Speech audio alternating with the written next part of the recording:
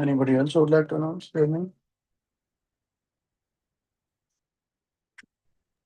Hare Krishna to all the devotees, Hare Krishna to you, and to all the devotees, Dhanavat Pranam to you and the devotees. This is Ikshita from Orlando, Florida. Hare Krishna, Hare Bol. Hare Krishna Mataji, Dhanvat Pranam, all Guru Shishila Prabhupada, Guru Maharaj, thank you for joining. So looks like our speaker has not joined yet, so she will be joining soon. So we can do some chanting meanwhile. Hare Krishna Krishna Krishna Hare Hare Hare Ram Ram Ram Hare Hare Hare Krishna Krishna Krishna Hare Hare Hare Ram Ram Ram Hare Hare Hare Krishna Krishna Krishna Hare Hare Hare Ram Ram Hare Hare Hare Krishna Krishna Krishna Hare Hare Hare Ram Ram Hare Hare Hare Krishna Krishna Krishna Hare Hare. Mataji joining. Her internet is slow, but yeah, we can chant. Yeah, I see Mataji is there. Hare Krishna, dear devotees, Dhanvat Pranam, all Guru Shishila Prabhupada, Guru Maharaj. Today we are very fortunate. We have Hema Gopi Devi Dasi Mataji from Mayapur, India. Mataji is going to enlighten us from Srimad Bhagavatam, Canto 8, Chapter 20, verse number 4 onwards. Hare Krishna Mataji, Dhanvat Pranam. You may take over the call, please, when you are ready. Hare Krishna Prabhu, Dandavat Pranam. Hare Krishna devotees, Dandavat Pranam. We can start with the singing Jai Radha Madhava, offering our prayers to Radha Madhava. Jai Radha Madhava, Kunja Bihari. Jai Radha Madhava Kunja Bihari. Jaya Gopi Jana Vallabha Girivaradhari. Gopi Jana Vallabha Girivaradhari. Yashodanandana Braja Jana Ranjana. Yashodanandana Braja Jana Ranjana. Yamuna Tira Vanachari. Yamuna Tira Vanachari. Jaya Radha Madhava Kunja Bihari. Radha Madhava Kunja Bihari. Hare Krishna, Krishna Krishna, Hare Hare, Hare Rama, Hare Rama, Rama Rama, Hare Hare. Hare Krishna, Hare Krishna, Krishna Krishna, Hare Hare, Hare Rama, Hare Rama, Rama Rama, Hare Hare. Jaya Radha Madhava Radha Madhava Radhe. Jai Radha Madhav Radha Madhav Radhe. Jaya Panchatattva Jaya Panchatattva Panchatattva Jaya Panchatattva. Jaya Panchatattva Jaya Panchatattva Jaya Jaya Jaya Jaya Panchatattva. Jaya Narsimhadev Jaya Prahlad Maharaj. Narsimhadev Jaya Prahlad Maharaj.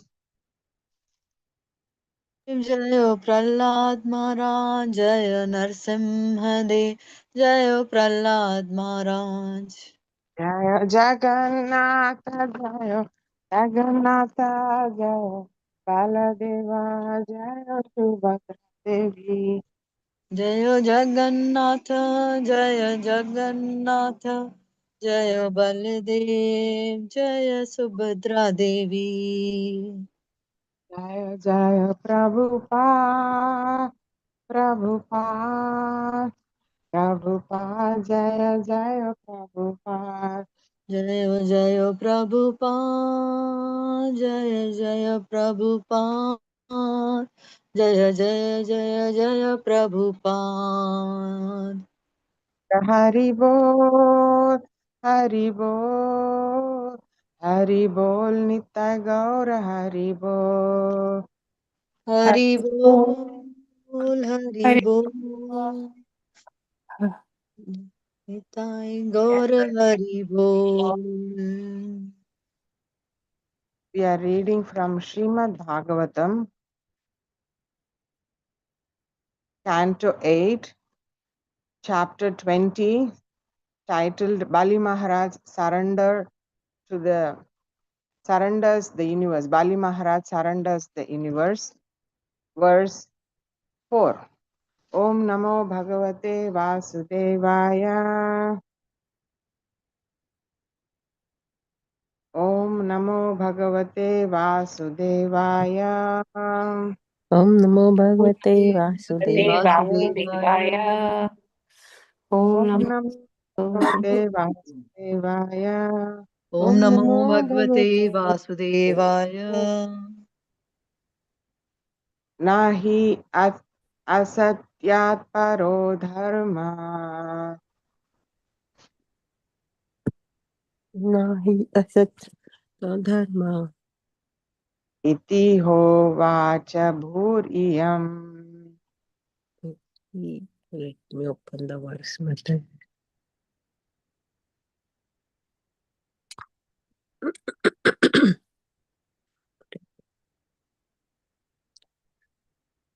Sarvam sodham alam manye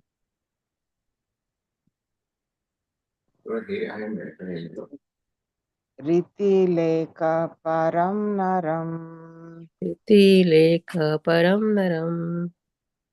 Nahi asatyat paro dharma Nahi Asatyat Paro Dharma. iti hovacha bhuriyam. Iti Hovacha Bhuriyam. Sarvam sodhumalam manye Sarvam Sodumalam Manye. lika param naram. Vitelika Param Naram. Nahi asatyat paro dharma Nahi Asatyat Paro Dharma. iti hovacha bhuriyam. Iti Hovacha Bhuriyam. Sarvam sodhum alam manye Sarvam Sodam Sodumalam alamanye lika param naram. Vitelika Param param Naram. naram. Any volunteers to chant the verse? Somebody likes to chant the verse? Hare Krishna Mataji. Nah satyat paro dharma iti hovacha bhuriyam sarvam sodhumalam manye ruttelika param naram. Hare Krishna.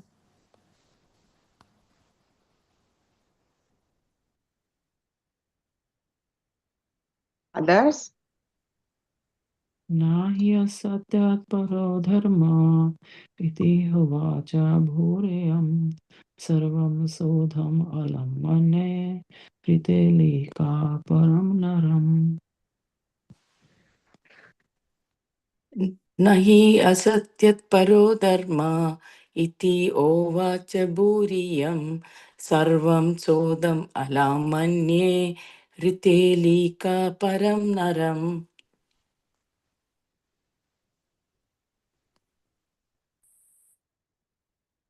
Let's repeat. Na, not. No, not He, indeed. me indeed. Asatyat, then compulsion to untruthfulness. than compulsion to untruthfulness. Paraha, more. Parha, more. Adharmaha, irreligion. Adharmaha, religion. Iti, thus. Iti, thus. Ha uvacha, indeed had spoken. Vacha indeed had spoken. To Mother Earth. Bhuha, Mother Earth. Iyam, this. Am this. Sarvam, everything. Sarvam, everything. Sodum, to bear. Sodham, to bear. Alam, I am able. Alam, I am able. Manye, although I think. Manne, although I think. Rite, except. Rite, expect. Alika Param, the most heinous liar. Alika Param, the most heinous liar. Naram, a human being. Naram, a human being. Naram, a human being. Kindly repeat. There is nothing more sinful There is nothing more sinful than untruthfulness. than untruthfulness. Because of this, Because of this, Mother Earth once said, Mother Earth once said, I can bear anything heavy I can bear anything heavy except a person who's a liar. except a person who's a liar. Puppet.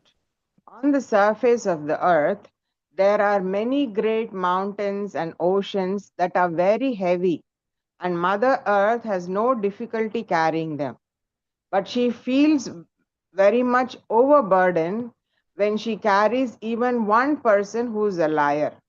It is said that in Kali Yuga, lying is a common affair. Mayaiva vyavaharike. Even in the most common dealings, people are accustomed to speaking so many lies. No one is free from sinful reactions of speaking lies. Under the circumstances, one can just imagine how this has overburdened the earth and indeed the entire universe. Translation again. There is nothing more sinful than untruthfulness. Because of this, Mother Earth once said, I can bear anything heavy, any heavy thing except a person who is a liar.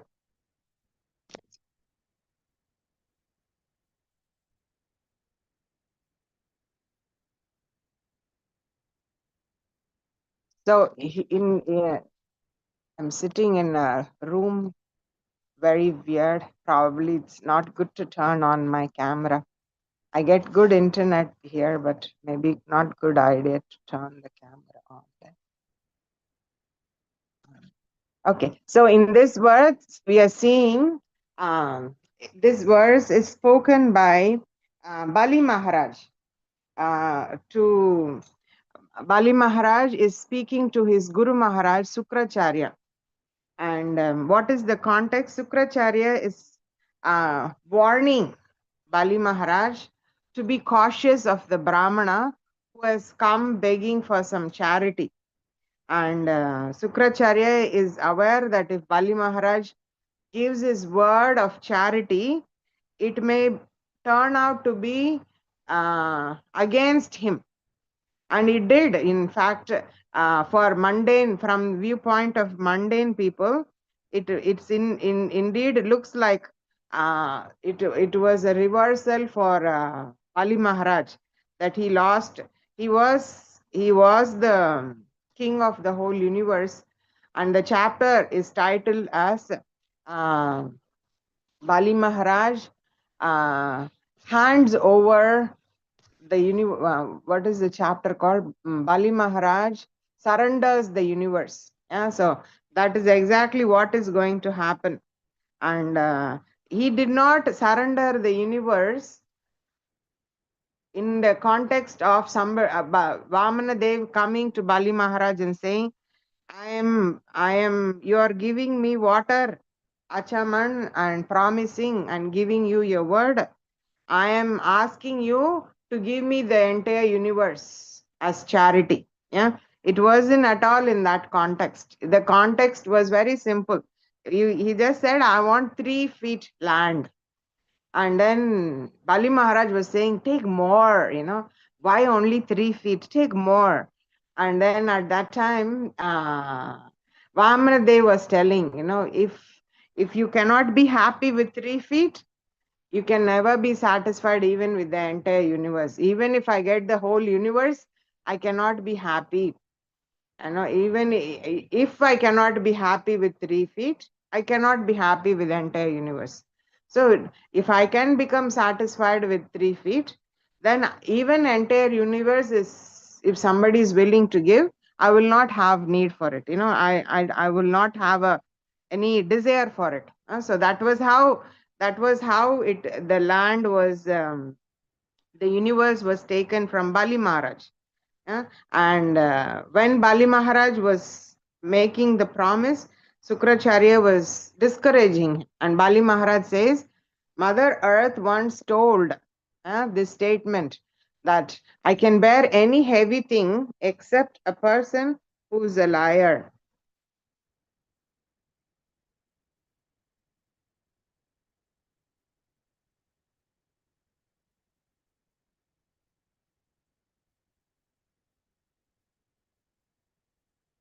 And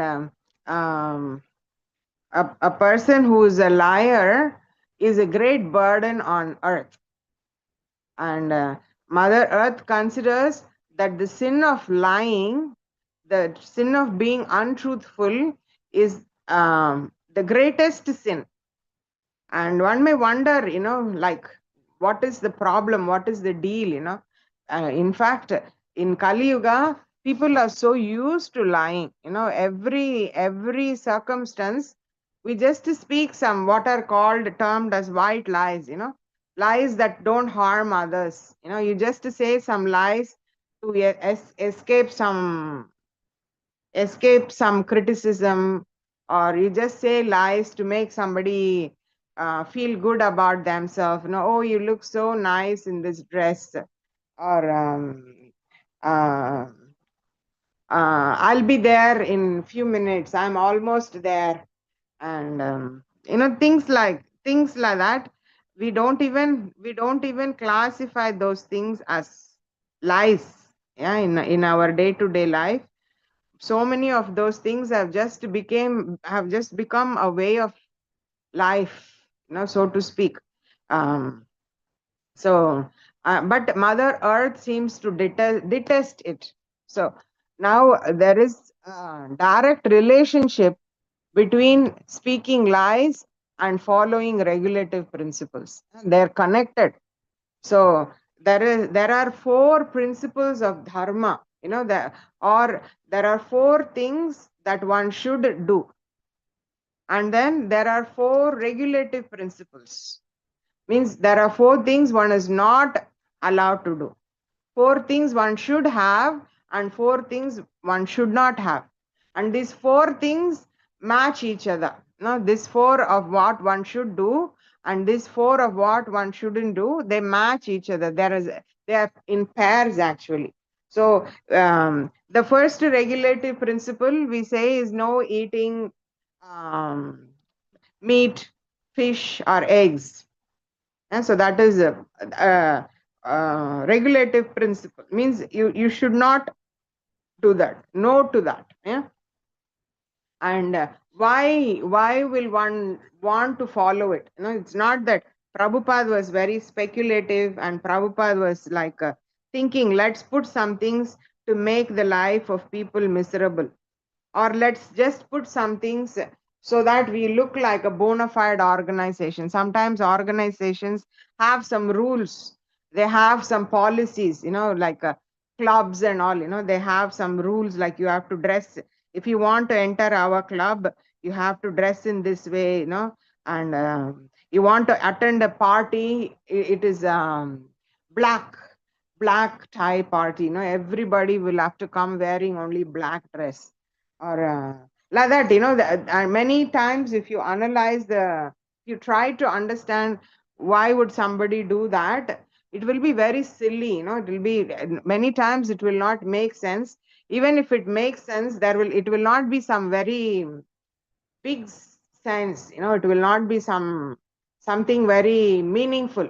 It will be just some silly reason, like we want to all dress up. Anybody who wants to attend our party should all dress up in only Gucci clothes. Yeah. Why? Because we are the cream of the society.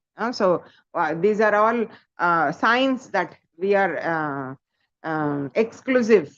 We are like kind of high class people. We are above others. So things like that, they may have some reason, but it's pretty meaningless. But when Prabhupada made this, it's not that Prabhupada made it. Prabhupada brought it to the West. These are all Vedic laws. Yeah, Prabhupada brought it and made us follow it. Gave us the knowledge to follow it. But why these are followed is because when you follow these 4 don'ts, you will nourish the 4 do's. So for example, if you don't eat meat, then the equivalent do, the principle that you have to cultivate is mercy. Yeah, so non-violence. If you don't kill animals, it promotes non-violence. It promotes mercy towards helpless animals. Yeah, and not having that mercy can make one very hard-hearted. Yeah, so in some religious factions, children are encouraged to grow pets, boys especially. Yeah? They encourage the child to get a pet from very small age, a small goat or something, and they will, or a hen, something they will give the child. And every day the child will feed and take care of it, bathe it, play with it, give it a name, and so on. Yeah. And on a particular festival day, the child will be forced to take a knife and kill that animal, whatever is that pet animal, be forced to kill. And of course, the first time experience is very gruesome. It is very traumatizing. It creates a very negative impression in the heart. But the child understands, that for me to be religious, for me to be a follower of my religion, I should give up this hesitation to kill, because sometimes my religion needs that violence. Yeah, I may have to take a airplane, hijack an airplane with hundreds of people, and I may have to bash it into a building with millions of dollars worth, and again thousands of people, and God will be pleased with me. Yeah. So in order for somebody to become systematically violent, you need to train them to remove that element of mercy. In the heart, they don't feel, the first time around when they're killing someone, they're pretty traumatized, which is a natural human reaction. So what they do is they continuously train, kill and eat, kill and eat, kill and eat. So that very animal whom you thought was a brother or a sister or a friend now became a meal. And continuously after that, one after another, in every occasion, the child is trained to kill different animals and make the animal their food. Yeah, and the animal is given as an offering. And the training is eventually not only will animals be given as offering, you may have to also kill people, and not only 1-2 per people, you may have to kill in mass. Yeah, and all of this you can do only if you don't have mercy. It makes you hard hearted, so that you can do the so-called act for the Lord. Yeah? So when you stop eating meat, you grow compassion, you grow mercy.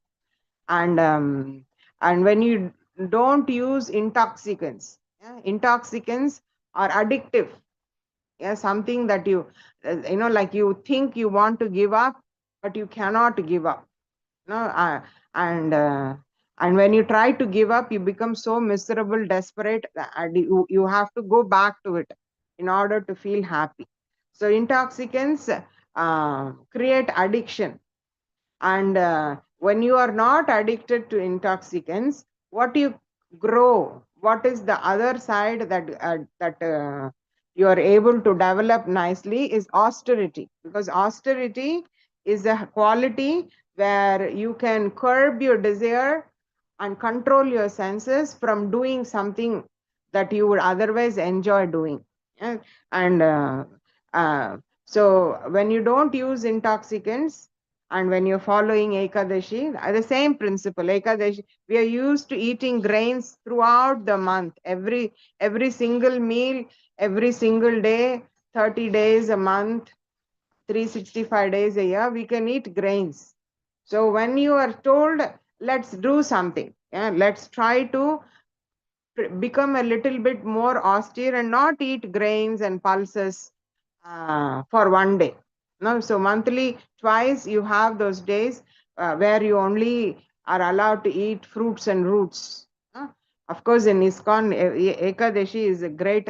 It's not a fasting day; it's a feasting day. You can make 1 million things without grains. No, but the point is, we curb that addiction to every day I need to eat grains, otherwise I will struggle. When you follow Ekadashi, your senses become more controlled, because you are able to, what you are able to apply in your eating, you can apply to your mind, and what you are applying to your mind, you can apply to your genitals. So like that, you all the senses you can control by practicing controlling of tongue, vacho vegam, manasa krodha vegam, jihva vegam, udaropastha vegam. Controlling tongue, controlling belly, controlling urges of genital, all these are, they all fall in line. One austerity helps you perform other austerities also. And like that, when we avoid intoxication, which is creating addiction, the quality of austerity, which is breaking of addicting habits, is nourished. And illicit sex is a sex activity which is outside of marriage, and it is for the purpose of sense gratification only. There is no a desire for procreation or anything like that. So it is and people who are indulging in illicit sex, even if they're not devotees, they know that, they describe illicit sex as dirty. Because it contaminates one's consciousness. So uh, so when we curb the desire to have illicit sex, when we follow no illicit sex principle, the counterpart that is nourished is cleanliness. You become pure in your dealings. When you see a woman, you see her as mother.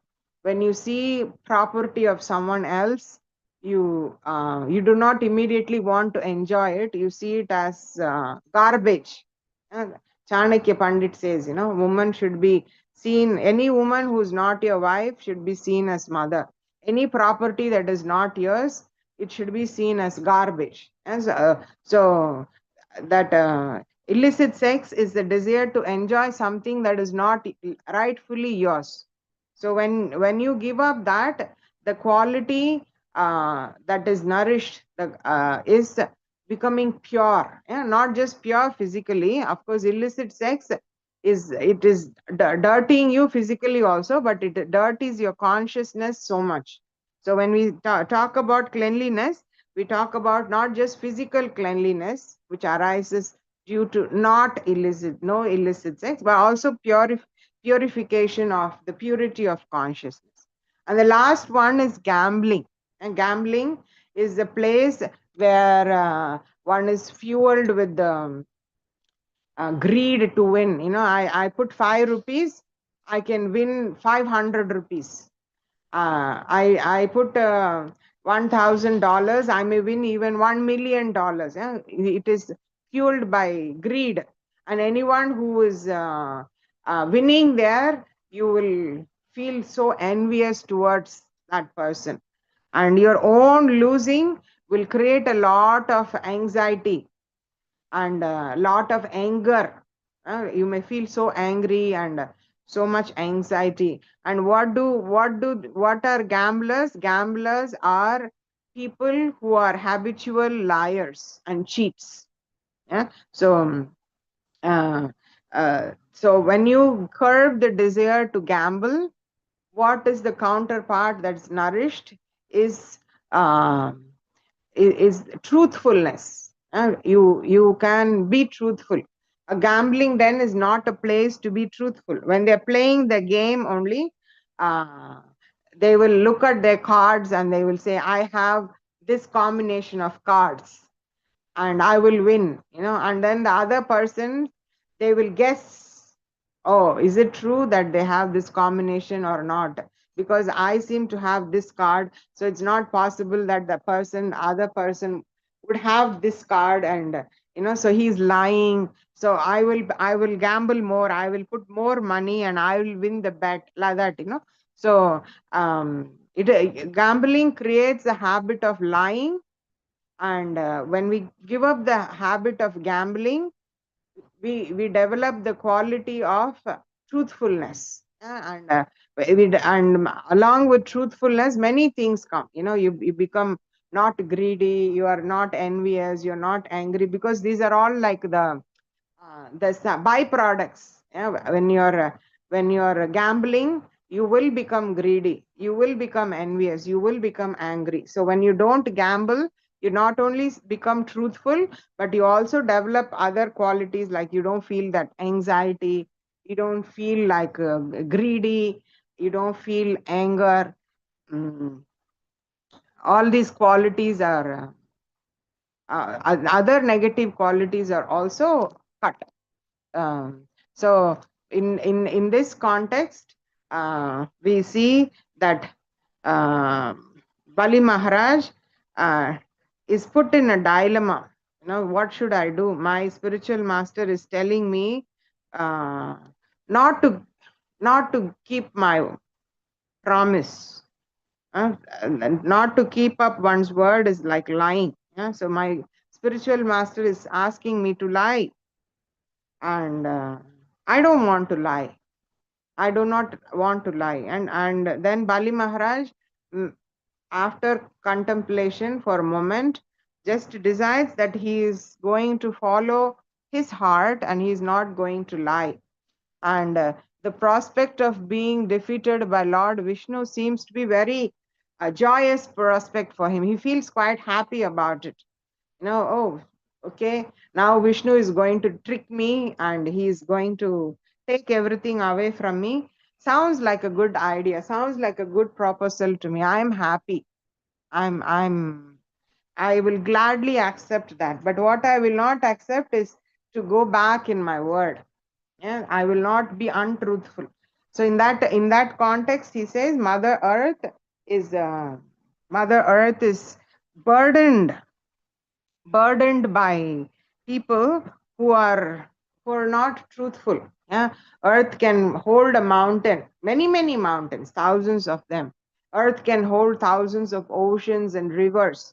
She's never burdened by any of that. But if there's just one person, a liar, walking on her ground, then we are burdening her. And we should take this opportunity to mentally offer our prayers to Mother Earth to kindly forgive us for the many lies we speak, and many times unconsciously. And when we learn this verse, the immediate next step of growth for us should be, at least we should become conscious. At least we should become aware. We may say lies, but we should become aware of what we are doing. Because now the current state is, we are saying lies, but it has become such a frequent flowing habit that it is no more, we are no more conscious of it. We are simply making it as we are simply doing it as a habitual thing. We are not even aware that, oh, just now I spoke lies to this Mataji who was talking to me.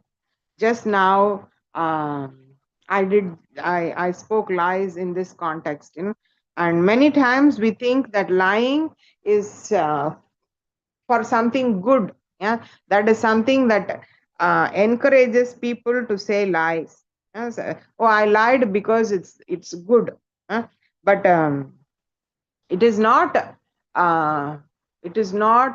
okay to become habitual liars in the pretext of doing good. Actual good is done when we can speak truth in a way that it is still good. And we should not escape truth because it is not palatable. Yeah? So we should speak the truth, or we could remain silent. And we could choose to remain silent, or we can speak truth in a nice way that makes people not very agitated. Often we speak lies because we are afraid that the truth may agitate. But we should cultivate the fine art of speaking the truth in such a way that it is not agitating to people. People can accept it, and we can do that only when we are in the mindset of being a well-wisher. Yeah? Only when we are in the mindset of somebody, I am saying this truth towards you, not to hurt you, not to insult you, not to make life difficult for you. I am saying this truth to you because I am your well-wisher. And I may not know, but every truth, every relative truth will bring us closer to the absolute truth. Krishna is absolute truth. So every relative truth brings us one step closer to absolute truth. The least we can do is start becoming aware. No? Oh, I'm speaking lies here. How can I say it in a truthful way? What can I say to be truthful here? What can I say, at least with people whom we know will not judge? No, we can start saying truth, or we can become aware. Oh, I just lied to this person. Oh, this person will never judge me. I still chose to lie to this person. So when the next immediate step could be that we become aware. And often people quote, like people say, like, oh, lies, Krishna spoke lies. And Krishna told Yudhishthir Maharaj in the battlefield of Kurukshetra. Krishna saw Dronacharya. Dronacharya was creating havoc. Yeah, nobody could stand him. He was just decimating the Pandava army. And Krishna knew that the only way Dronacharya would stop fighting was if something were to happen to his son Ashwatthama. So, and Krishna knows that if I would tell any of the Pandavas, they would just go and tell Dronacharya, no? Any of the other four except Yudhishthir, they would simply go and tell Dronacharya, yeah, if I would tell them, go and tell Ashwatthama is dead, they would tell. But Dronacharya is going to immediately revert back to Yudhishthir. And Yudhishthir is a person who never lies. Yeah, he is known for being always truthful. So Dronacharya will never believe, even if the whole Pandava army were to say that Ashwatthama is dead, he will go to Yudhishthir, and only what Yudhishthir says, Dronacharya will believe. So Krishna asked Yudhishthir, and Yudhishthir said, I cannot lie, Krishna, I cannot lie. Then Krishna told Bhim, there is that elephant called Ashwatthama. So please kill that elephant. After you kill that elephant, scream loudly that Ashwatthama is dead. And then Krishna told Yudhishthir, when Dronacharya comes to ask if Ashwatthama is dead, you see for yourself that Bhim has killed the elephant Ashwatthama, and you can tell Dronacharya that yes, Ashwatthama is dead, like that. So then Bhim does that. He kills the elephant and he shouts, Ashwatthama is dead. And Dronacharya immediately goes to Yudhishthir and asks, is it true that Ashwatthama is dead? and Yudhishthir mutters, Ashwatthama is dead. And in the underbreath, he says the elephant, Ashwatthama, the elephant. The elephant, he will say, not loudly, Ashwatthama, the elephant, is dead. He will say like that, but the elephant, he will say in a low voice. And then, like that, Dronacharya gives up fighting, and then the Pandavas get an upper hand, and he's killed in the battlefield. So, it is in the battlefield, Yudhishthir Maharaj's chariot was never touching the ground. Always, his chariot was flying. His chariot, his horses, they were all flying.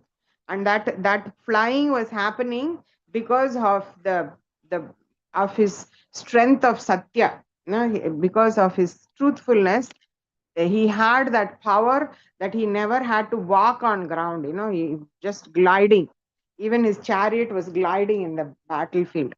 And then what happens, as soon as Yudhishthir says that, immediately his chariot and horses and everything comes down to ground. So the message to the general populace is, even if you're Yudhishthir, who has never ever spoken one lie in your life, if you would speak lies, then you will lose the power. You will lose your power, and immediately you will also, only demigods can fly like that. Only demigods float on the earth without touching the ground. So even if you are somebody as good as demigod, like Yudhishthir, as good as Yudhishthir, if you lie, it brings you down. That is the advice for general populace. But our acharyas in the commentary write, Yudhishthira's chariot did not come down because he spoke lies. Yudhishthira's chariot came down to earth because he hesitated to follow Krishna's instruction. When Krishna said lie, he was like, I don't lie. Somehow he thought that following dharma was a higher principle than following Krishna's instruction. And because of that, he fell down. So our acharyas explain that is the reason why Yudhishthira's chariot came down. It touched the ground. So does it mean that we should lie for Krishna consciousness?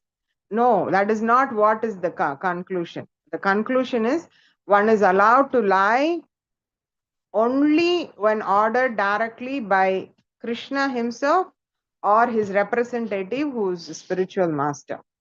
And they will ask you to lie only for the sake of propagation of Krishna consciousness.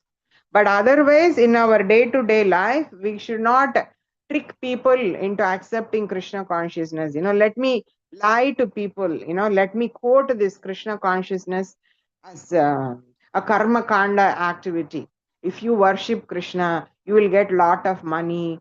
If you worship Krishna, some bad things will go away. Of course, these are all true. This is all true. If you worship Krishna, you will get a lot of good fortune.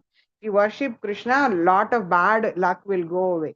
But never ever was that the principle based on which Srila Prabhupada was preaching. Prabhupada never ever taught people to chant Hare Krishna so that they can get some material benefit or get rid of some material miseries. Of course, that is a byproduct, and many times you can highlight it. Stay high forever. You can, if you become to be high in the terms of hippies, is you take drugs and you get into the mode of hallucinations, and you think you're God or you're seeing God or whatever. Some very euphoric experience is there. So devotees would make the poster, stay high forever, because that is one byproduct of chanting Hare Krishna. You will feel like you're always happy, you're always in a euphoric, ecstatic stage. So that is okay to sometimes say that you will get the byproduct. This as byproduct is okay. But the real product of Krishna consciousness is developing prema, developing love towards Krishna. And we should always encourage devotees towards that. Yeah, that is a truthful presentation of Krishna consciousness. No, not just showing the some false things, like, if you accept Krishna consciousness for some mundane purpose, and that should never be our strategy when we are preaching, because that is not being truthful. Yeah? So to summarize, this is a verse spoken by um, Bali Maharaj to Sukracharya, where he condemns the idea of not being truthful to his promise made to Bali Maharaj, not fulfilling his word. And he says that Mother Earth finds such people burdening. And we saw today how the four regulative principles, when followed very sincerely, uphold the four principles of Dharma. And we saw how gambling, when we do no gambling, that is actually upholding the principle of truthfulness, because gambling is closely associated with cheating, lying, greedy, greed, anger, envy, anxiety, so many bad qualities. So when we uphold no gambling, we have actually uphold also the principle of one of the four pillars is no being truthful, no lies, being truthful. That principle is upheld. We also saw how being truthful can be practiced only in the context of being ordered directly by Krishna or by spiritual master. In that case, speaking lies becomes the principle of life. When Krishna tells you to lie, you should lie from your nose. No, that you lie through your nose. That's no fault in it at all, because following instruction of Krishna is a higher principle than being truthful. Yeah, so we need to always uphold whichever is the higher of the given two principles. And we saw example of also how Yudhishthir Maharaj, his chariot came down because not because he was lying, but because he was hesitant for a moment to follow the instructions of Krishna. But no, speaking lies is never given as a license for preachers, for devotees. We should be very honest in our dealings, including our preaching. And the first step for a person to become truthful is to become aware that they are unnecessarily lying, habitually lying. So at least with people who are not very judgmental towards us, at least with people who are our well-wishers, at least with our seniors with whom we want to establish a very truthful relation, in all these scenarios we should very sincerely attempt not to lie. And if we become conscious and if we start observing, we will see that constantly there are so many places where we are just habitually lying, just so-called white lies they call it. So we habitually lie for the sake of pleasing someone or not hurting someone, and we in turn should develop this quality of trying to say the truth in such a way that it doesn't hurt. It becomes pleasant. So these are some of the key ideas we discussed in today's class. Thank you very much. Grantaraj Srimad Bhagavatam ki jai. Are there any questions or comments?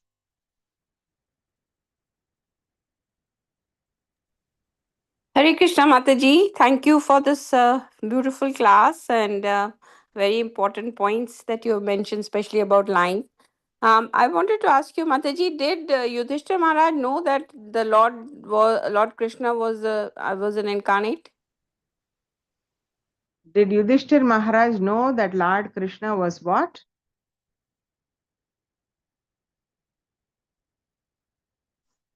I couldn't get the last bit of your question. Did Yudhishthir Maharaj know that Lord Krishna was... Lord Krishna was incarnate. Yeah, incarnation, basically.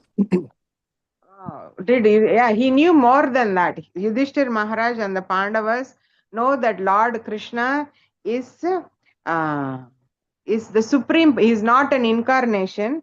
He is the fountainhead of all incarnations. He is the source of all incarnations. Swayam Bhagavan. They know it, and they have what is called as um, a rasa called friendship, Sakya, and in the mood of Aishwarya. Sakya Bhava in the mood of Aishwarya. Aishwarya means you know Krishna is God and you consider yourself as his friend. And Yudhishthir Maharaj was elder to Krishna. So Krishna would come and whenever Krishna would come, he would touch the feet. He would probably with Arjun, Krishna would just be like, hey, bro, high five, But Yudhishthir was senior. So Krishna would touch his feet. And Yudhishthir Maharaj had that Aishwarya. He was aware, and that is why when the Rajasuya Yagya was performed, he put Krishna as the Jajaman, who is the ultimate benefactor of this Yagya, which proves Yudhishthir Maharaj has the whole world under his control. And he is performing a Yagya to offer the whole world to someone. And that Jajaman was Krishna. So he was very aware of that. Arjuna, in fact, in Bhagavad Gita, when he saw that form of Krishna, in the Virat Roop, Sahasra Bahu, Sahasra Sisa, he was like, hey, Krishna, I'm so sorry that I would call you my friend. I would call you Yadava. Yadavas are lower than the Kauravas. So sometimes he would call you like somebody who's lower than me. Hey Krishna, hey Yadava, hey Saketi. My hey friend, hey Yadav, somebody who's lower born than me, like that. I'm so sorry. Arjun was saying when he saw the universal form. So of course they were all very aware. Yeah. Thank you, Mataji. Hare Krishna. Thank you, Mataji. Hare Krishna Mataji, please accept my humble obeisances. All glories to Srila Prabhupada and Guru Maharaj. Based on the question, let me, the class is always nice and very impactful, Mataji, which is really wonderful to hear you. It is just opposite question what Gita Mataji asked. I just thought of did I you answered Yudhishthira and Pandavas know that Krishna was the incarnation and he is the supreme personality of Godhead. But what about Kauravas? Did Duryodhana know about this? Krishna showed him when Duryodhan wanted to. When Krishna came as messenger, when Duryodhan wanted to arrest Krishna, Krishna showed him that he is God. The point is, even when Krishna was on earth, many people refused to accept him as God.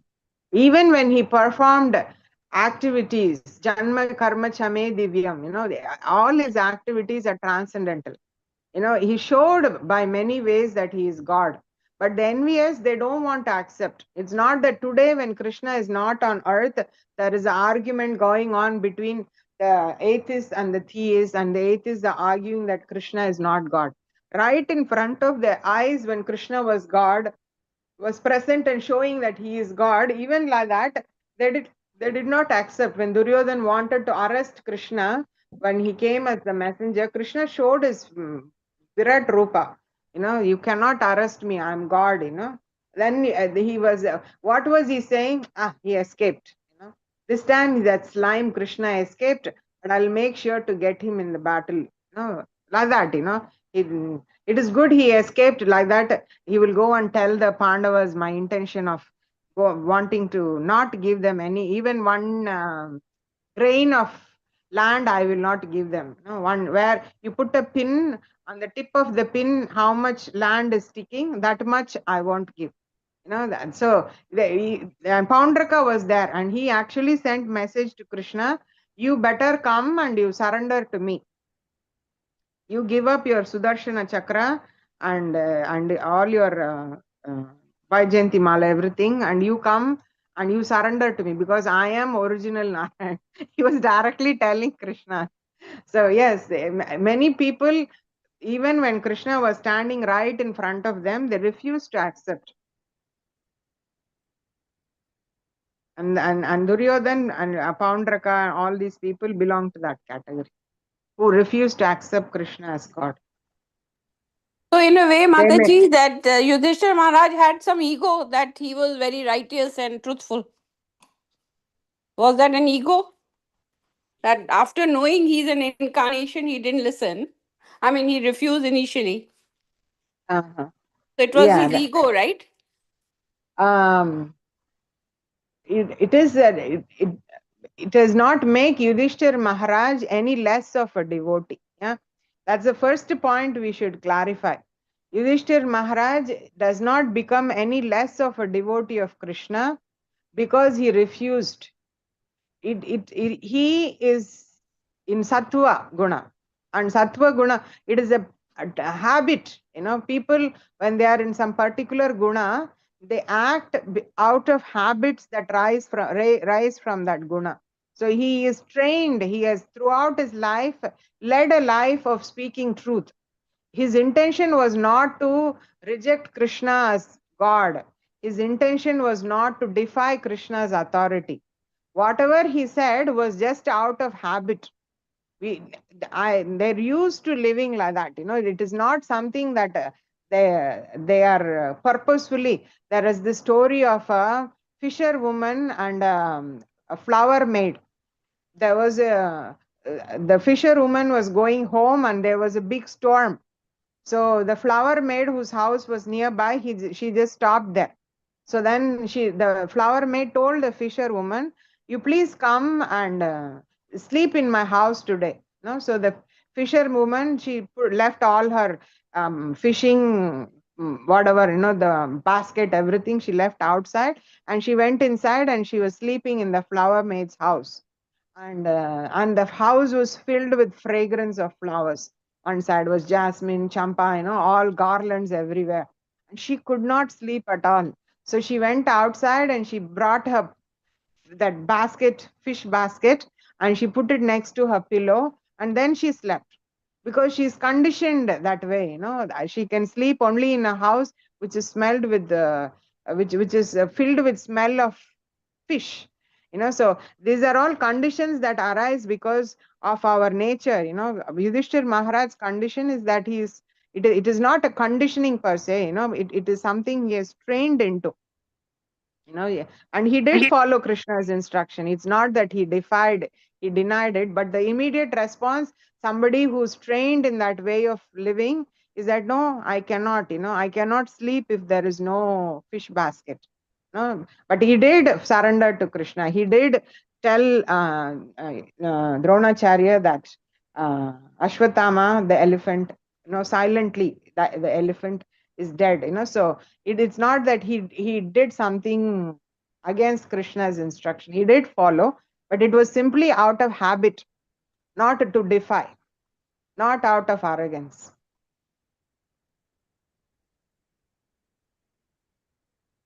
Is that okay? Thank you, Mataji. Very good answer. Thank you, Mataji. Hare Krishna. Thank you, Mataji.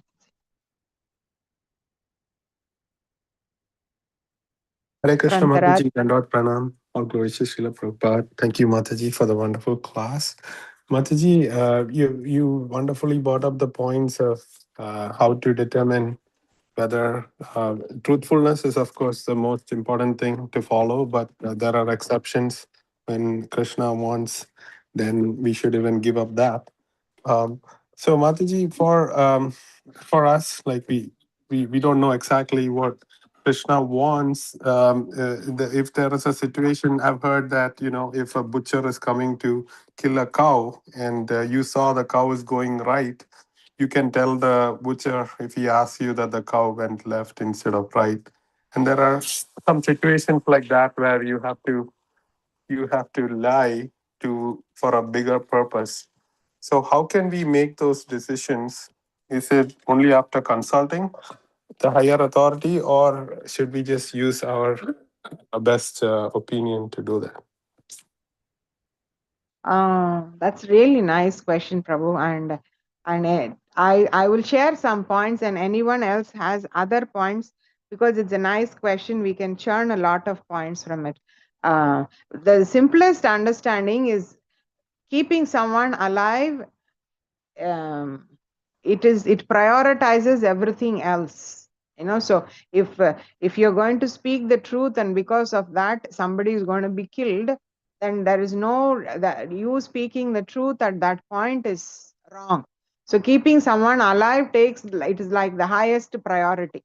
That is the only way we can give them Krishna consciousness, or we can give the whatever animal form, you give them prasadam to give them a better life next time.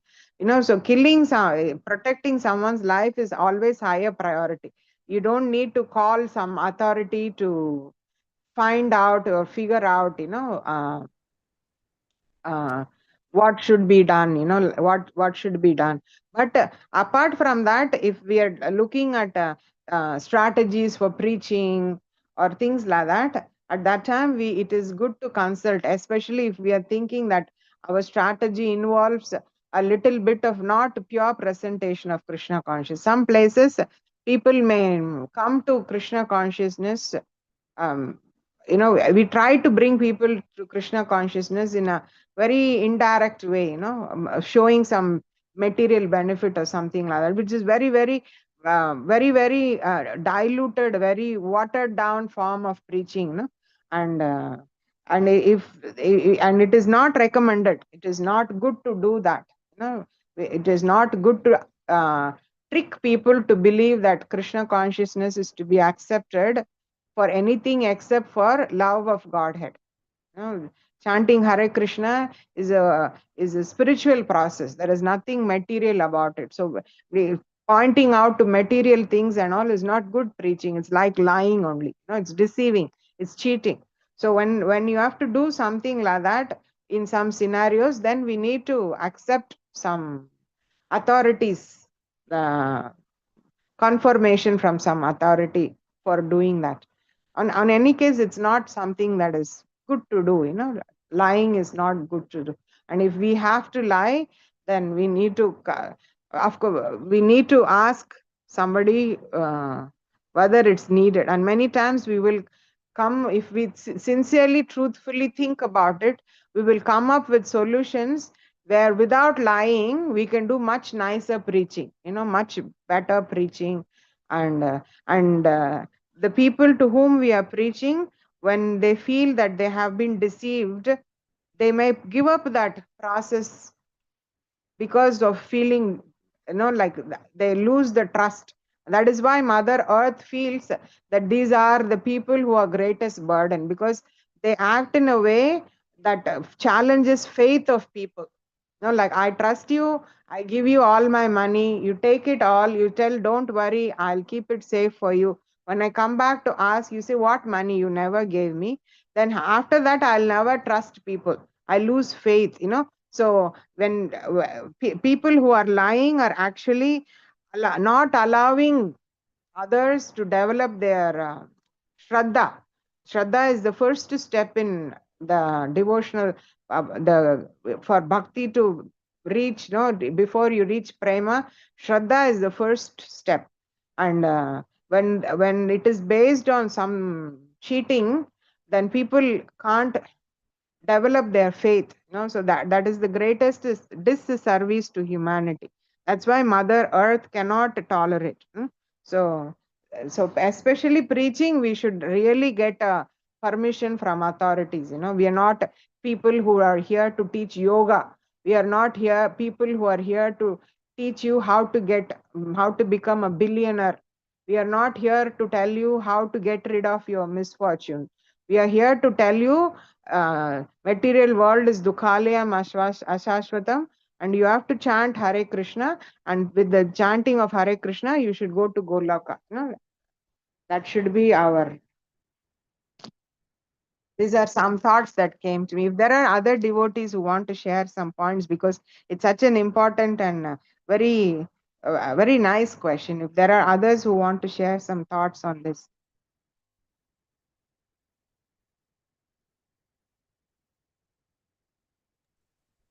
So, Mataji, if I can ask you, is that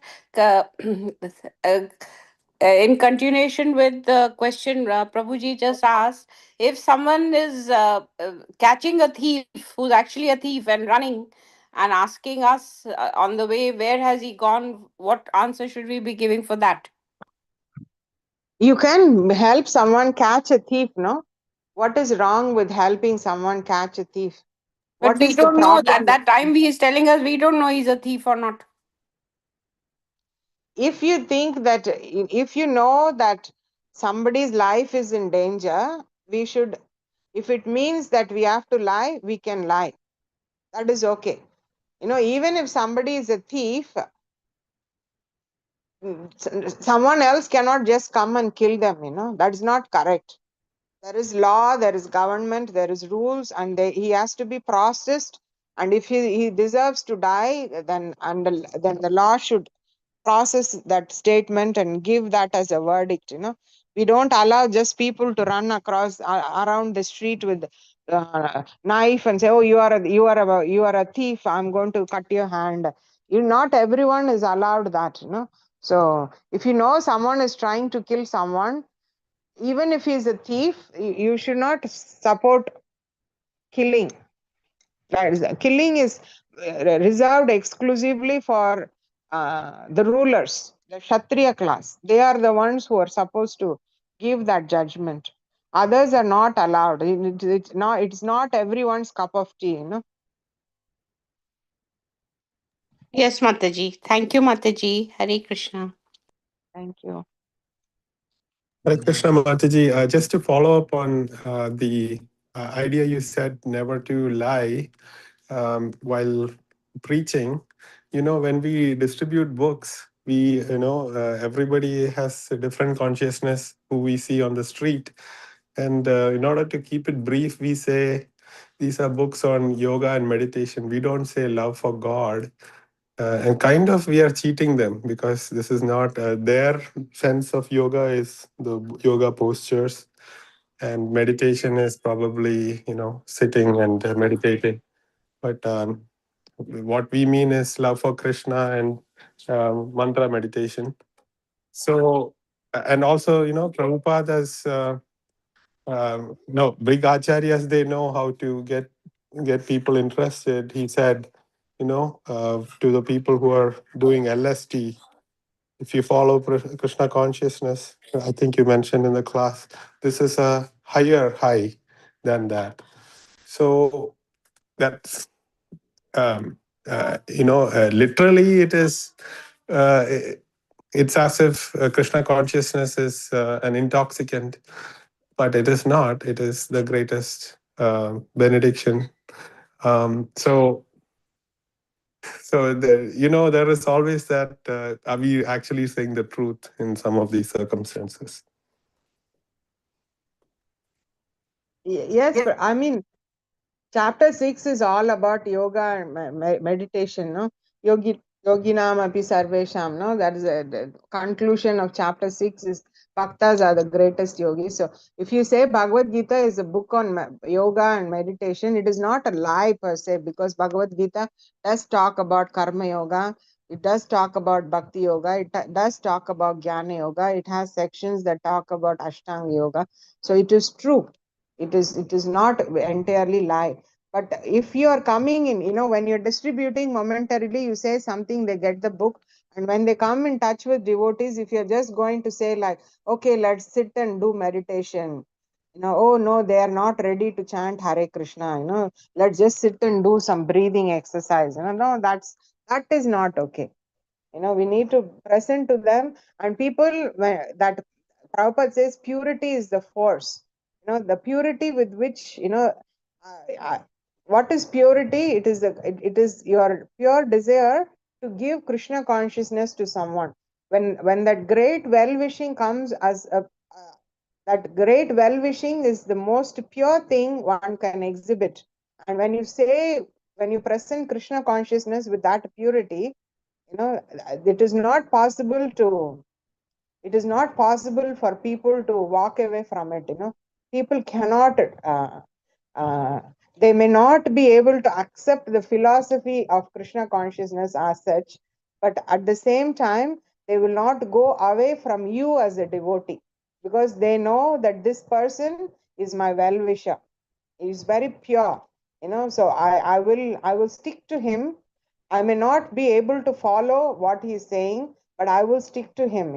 And eventually, because of your association, they will also become devotees. But if we start on a deceiving note, then it slides down. No, there is not, there is four classes of people who come to Krishna: the one who is suffering, the one who is wanting some material benefit, the one who is inquisitive, one who has some questions, one who is a jnani. All come, but except for jnani, everyone, when the suffering goes away, they tend to leave Krishna. When they get some material things, they tend to leave Krishna. So the devotee's job is, the minute they come to Krishna, tell them immediately, you came to Krishna because you're suffering. Krishna consciousness is more than that. You came to Krishna because you wanted material benefit. Krishna consciousness is more than that. So many people do come. We have even example in Bhagavatam. Dhruva Maharaj did not attain Krishna because he wanted Krishna. Dhruva Maharaj went to Krishna because he wanted a kingdom bigger than Brahma, his great grandfather. So that was his desire. So he came up. Initially, you say this is yoga book, this is meditation, whatever you are saying. Truthfully, you don't say by reading Bhagavad Gita you will get lot of material benefit. Don't present it as a karma kandi book. You can say that it is a book where meditation is presented, or different types of yogas are explained and all. That is all okay. But it shouldn't be karma kandi book. Where karma kanda is like you worship Shiva to get a good wife, you worship Saraswati to get education, you worship Lakshmi to get money. Business. We should not present Krishna consciousness like that. But once they step in, you can. Dhruva Maharaj came with the desire. What did his spiritual master do? His spiritual master engaged him completely in Krishna consciousness. In worshipping of deity and performing austerities, chanting Om Namo Bhagavate Vasudevaya.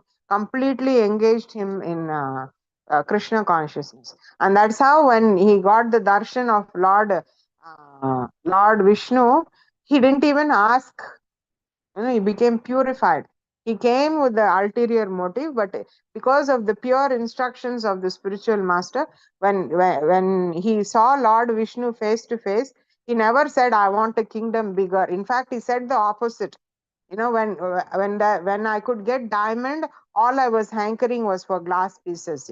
So how did that change in heart come? Because Narada Muni was very pure in his presentation of Krishna consciousness. He did not shake the child's faith by saying something.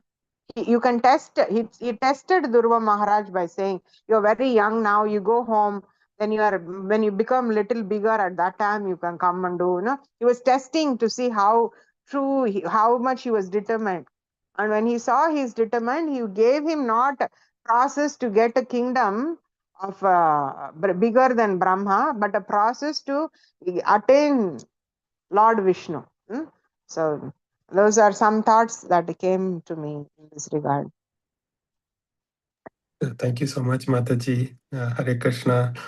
Just looking at the examples and Krishna's life, it looks like his heart is always the ends justify the means. So if the goal is to win the Kurukshetra war for making Yudhishthira the king, so that the world is saved by a good ruler, he's willing to break some rules, do some little cheating and things like that. So Yes. But Lord Ram's mood is different. He's always wanting to uphold truth. But we are devotees of Krishna. So should we always think that the end goal is more important than the means? and we can break some rules to reach that top goal. Only with the permission of Krishna himself and our spiritual authorities. You may be worshipper of Lord Ram, you may be worshipper of Krishna, Narasimhadev, whomever, that doesn't matter. But anything that you want to break, you want to say lies, you want to break any kind of, you want to go kill someone and be merciless, you want to lie and lose truthfulness, or you want to lose your cleanliness by doing something, whatever it is, all those are allowed only under the direct guidance of Krishna and his representative. We cannot do what Krishna does. Krishna is not to be imitated. Krishna's instructions of spiritual master are to be followed. Nothing of Krishna can be imitated. Krishna, with his thumb, he hid the whole sun.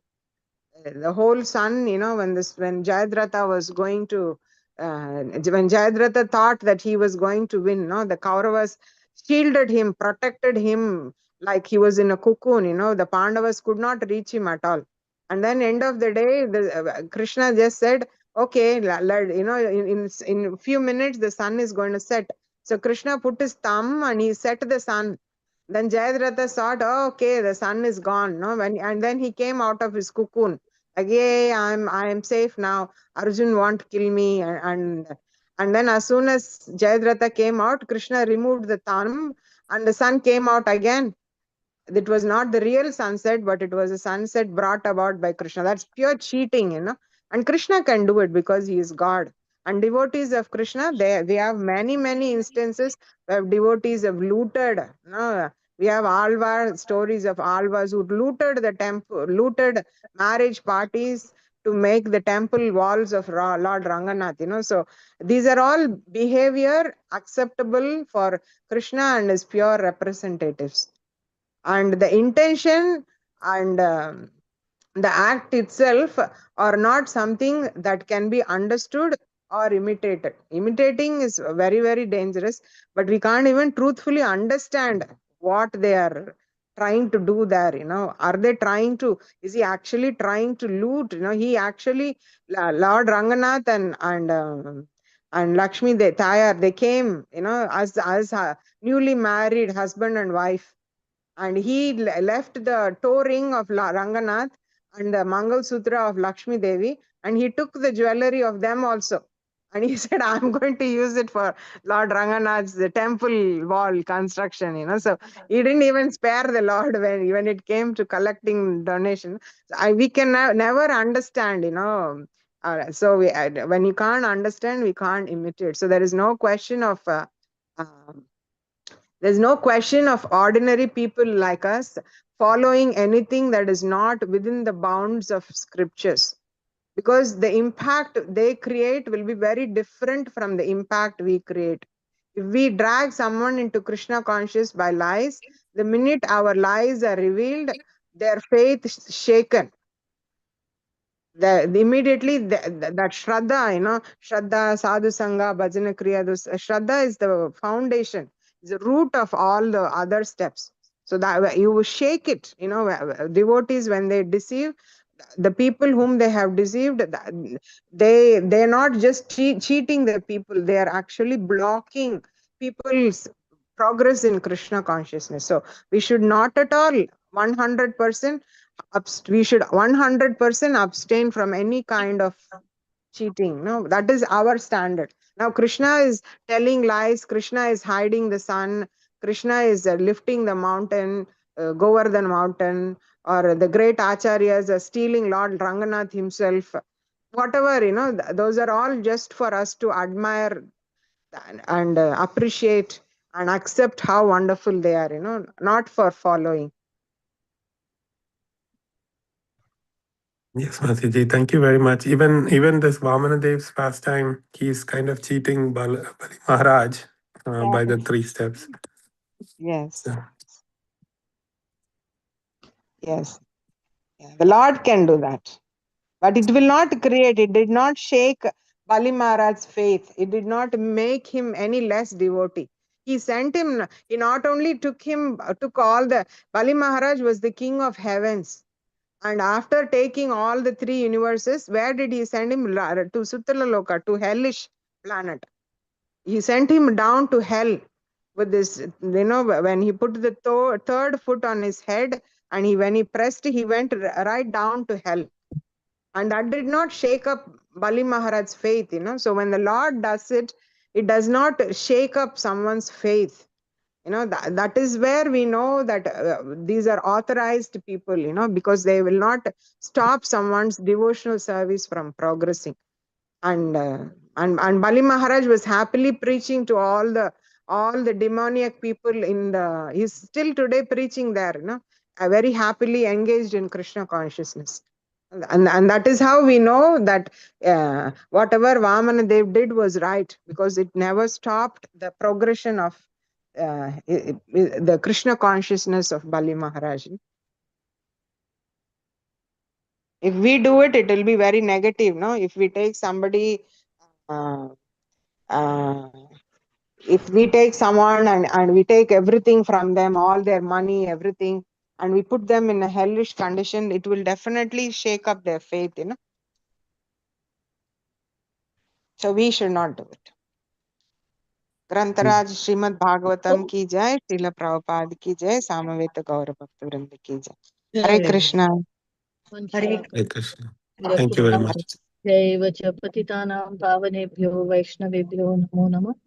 अनंत कोटि वैष्णव वृंद की जय। जय रामाचार्य शिला हरिदास ठाकुर की जय। जय प्रभुपाद की की जय। जय तो इस हेमा माता जी की हेमा गोपी माता की श्रील जय प्रभुपाद की जय। जय। ऑल assembled devotees की जय। जय थैंक यू Thank you माता so much, जी Mataji. Hare Krishna. Beautiful class माता जी हरे Krishna. Thank you. Hare Hare Krishna, Krishna Mataji. Hare Hare Krishna Krishna. Krishna. Hari बोल हरि बोल हरि बोल। हरि बोल हरि